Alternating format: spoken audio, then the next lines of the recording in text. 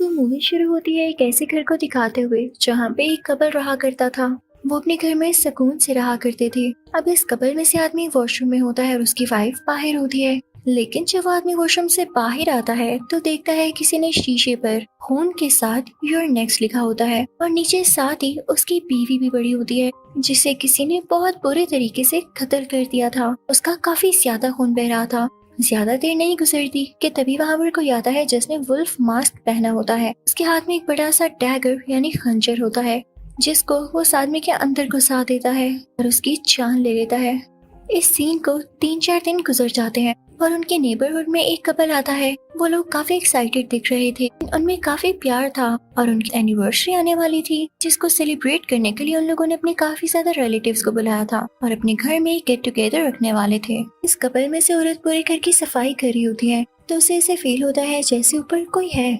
तो वो अपने हस्बैंड को बताती है। अब उसका हस्बैंड ऊपर देखने जाता है और उस रूम का दरवाजा खोलने ही वाला होता है कि तभी उसका बेटा अपनी दोस्त के साथ वहां पर आता है और अपने फादर को ऐसा करने से मना करता है और कहता है नीचे आ जाएं, हम लोग आ चुके हैं। ये इस कपल का छोटा बेटा होता है और जो इसकी दोस्त थी उसका नाम एरन होता है। उसको ये फैमिली काफी अच्छी लगती है। अब सुबह होते ही उस कपल का बड़ा बेटा ड्रेक आ जाता है, उसके साथ उसकी वाइफ भी होती है। लेकिन उन दोनों की नेचर ज्यादा अच्छी नहीं थी, वो दिल के भी अच्छे नहीं थे, हमेशा लोगों का दिल दुखाते रहते और लेम जोक सुनाते रहते।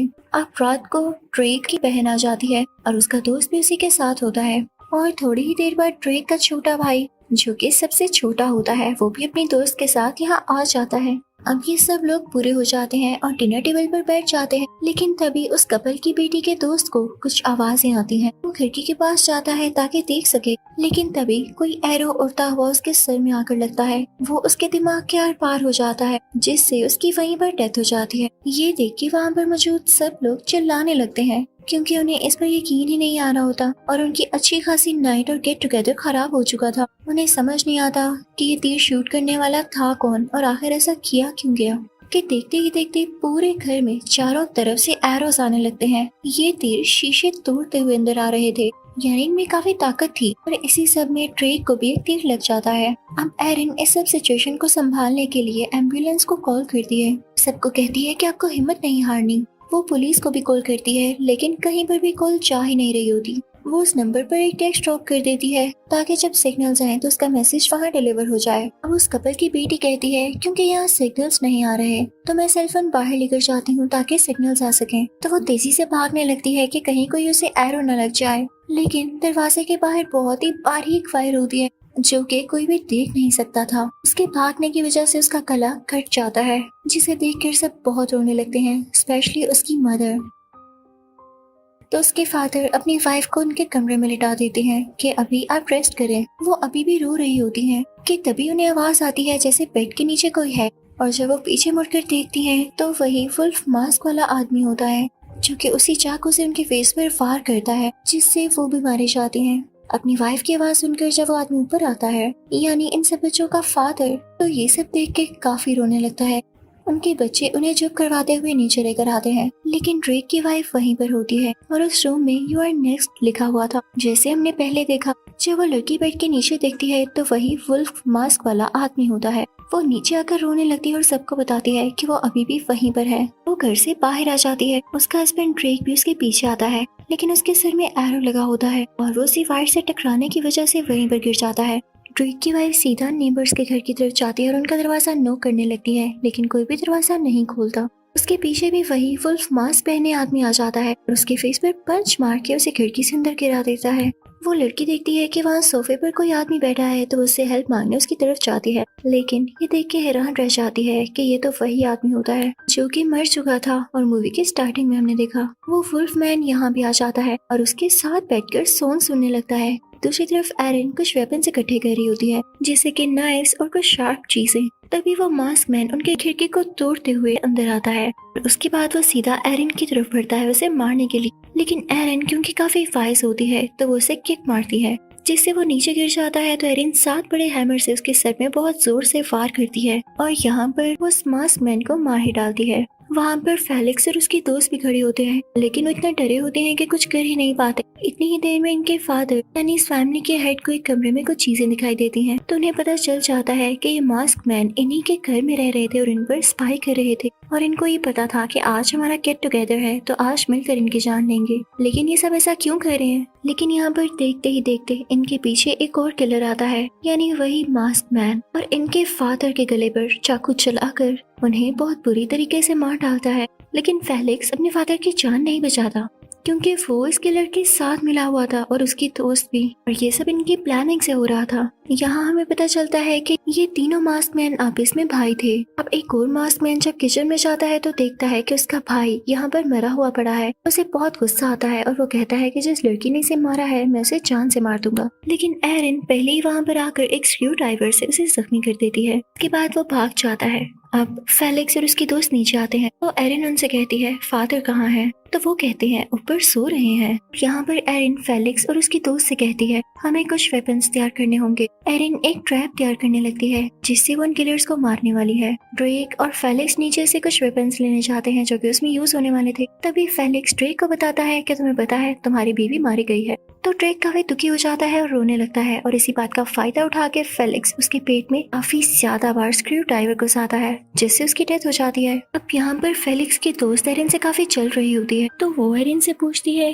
तुम सब कुछ इतनी आसानी से हैंडल कैसे कर लेती हो? तो एरिन कहती है मैंने सीख रखा है, मेरा बचपन सर्वाइवर कैंप में गुजरा है जहाँ हर इमरजेंसी को मैंने डील किया है। अब वो कील लगे ट्रैप्स डोर्स और विंडोज के आगे रख देती है, और जैसे ऊपर ये ट्रैप्स लगाने जा रही होती है तो उसकी नजर इन सब के फादर पर पड़ती है जिनकी जान बहुत बुरे तरीके से ली गई होती है। वो ये देखकर डर जाती है और अब उसके पीछे वुल्फ मास्क मैन होता है जो उसे मारने ही वाला होता है। लेकिन एरिन खिड़की से नीचे कूद जाती है और स्टोर रूम में जाके छुप जाती है। उधर जब एक और मास्क मैन अंदर आ रहा होता है तो वो एरिन के बिछाए गए ट्रैप पर पाँव रख देता है जिससे कील उसके पाँव में चला जाता है और उसका खून आने लगता है।